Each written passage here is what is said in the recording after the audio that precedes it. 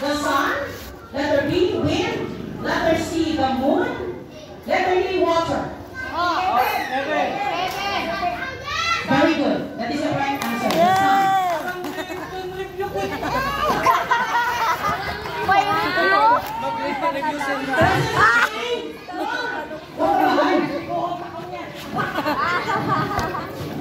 Joke lang. Okay, next question. Which of these is a natural resource that we get from fish? Which of these is a natural resource that we get from fish? That's the bit. Recurrence. Okay. Carrot lang. Carrot lang. Nagkarot siya hawin ng